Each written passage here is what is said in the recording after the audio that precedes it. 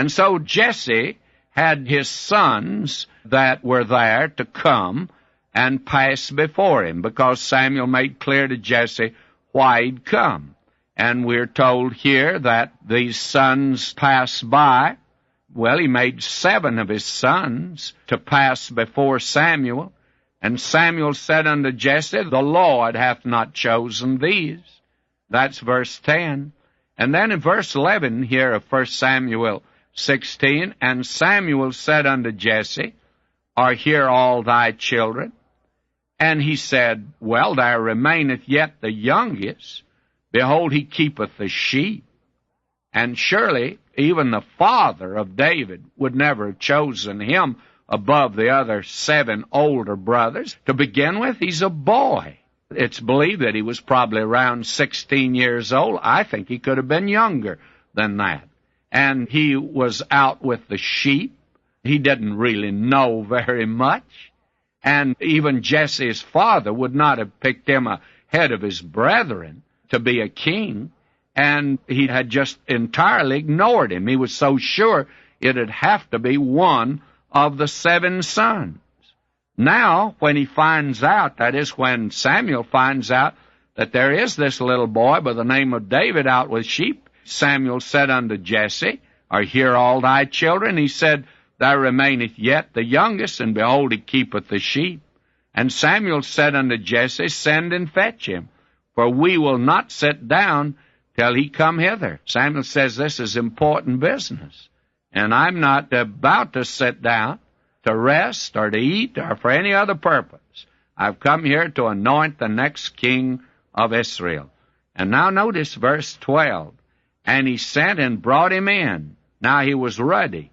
That means he was red-headed. David was a red-headed boy, and he had that kind of a temper. He had a hot temper.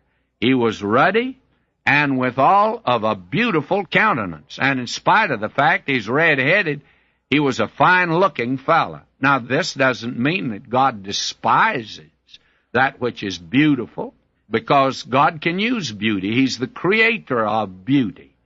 And no one that travels over this earth that we live in can refuse to ignore the many beautiful spots.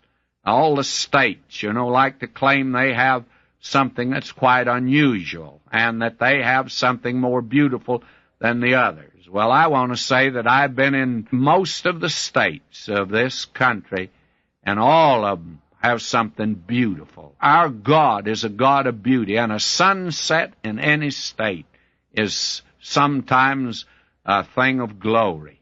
And God goes in for beauty. I resent today that the world gets everything that is beautiful, everything that's worthwhile. Why not these things be given to God and talent be given to God today?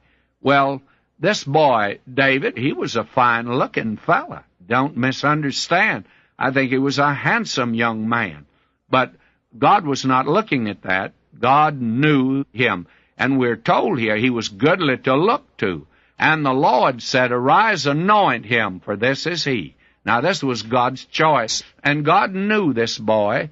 God knew what you and I don't know about him, that though he failed down beneath, that faith that failed was a faith that never failed, that this man did love God, he did trust him, he did want to walk with him, and God took him to the woodshed and beat him in an inch of his life. But let me tell you, he never whimpered or cried aloud. He wanted that fellowship with God, and God loved him. He's a man after God's own heart.